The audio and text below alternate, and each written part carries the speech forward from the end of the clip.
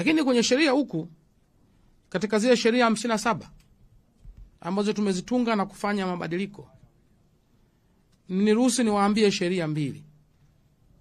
Sheria ya kwanza ni sheria ya uchaguzi wa rais, wa bunge na madiwani.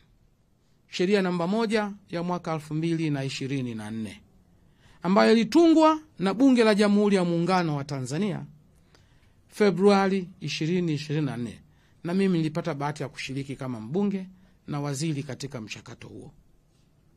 Sheria hii ilikwenda kufuta sheria ya uchaguzi ya taifa ya mwaka 1985.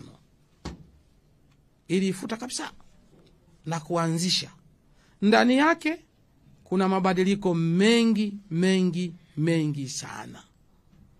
Lakini sheria hii na sheria pacha, sheria ya Tume Huru ya Uchaguzi, sheria namba 2 ya mwaka 2024, ambayo kwa mara ya kwanza Tume Huru ya Uchaguzi inakuwa na sheria yake ambayo inaanzishwa kama tume huru.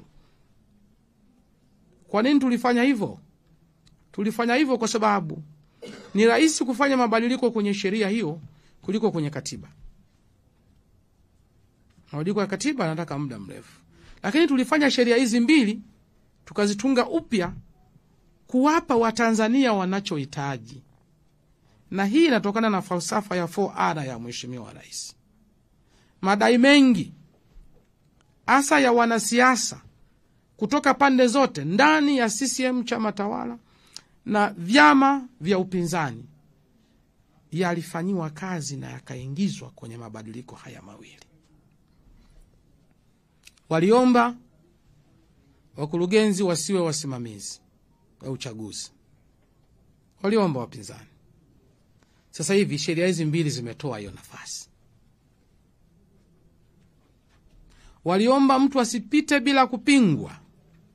Sheria hizi 2 zimetoa hiyo kitu. Zimeruhusu sasa hakuna kupita bila kupingwa. Waliomba viongozi wa vyama na hasa wa Chama cha Mapinduzi wasisimamie uchaguzi. Sheria hizi zimesema ukiwa mwanachama wa chama chochote au kiongozi au uliacha uongozi miaka 5 iliyopita, uruhusiwi kusimamia uchaguzi. Waliomba wasimamizi wa uchaguzi wapatikane on merit. Sasa hivi nafasi hizo zinatangazwa. Watu wanaomba watafanyiwa usaili. Watakayepita majina yao yatatangazwa kwenye gazeti la serikali, ili kama kuna mtu anapingamizi aseme mmempitisha Damas kusimamia uchaguzi.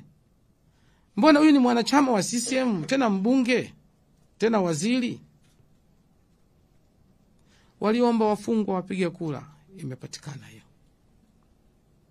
Waliomba uteuzi wa mwenyekiti, makamu mwenyekiti, wajumbe na mkurugenzi wa Tume Huru ya Uchaguzi yapite kwenye mchakato. Imeundwa kamati ya usaili inayoongozwa na Jaji Mkuu wa Tanzania, Jaji Mkuu wa Zanzibar, mwenyekiti wa Tume ya Haki za Binadamu na Utawala Bora, makamu mwenyekiti wa Tume za Haki za Binadamu na Utawala Bora, pamoja na mjumbe mwingine mmoja. Hao ndio watawafanyia interview sasa. Wewe unataka kuwa mwenyekiti wa tume, unapeleka maombi, unapita kwenye chekecho pale. Watachuja majina 3 ndio watapeleka sasa kwenye uteuzi wa mwisho. Nimesema katika zile sheria 57 zilizofanyia marekebisho, hebu ziangalieni hizi 2. Sheria namba 1 ya 2024 na sheria namba 2 ya 2024. Na tuwajuze wa Tanzania kwamba mabadiliko ni makubwa mno.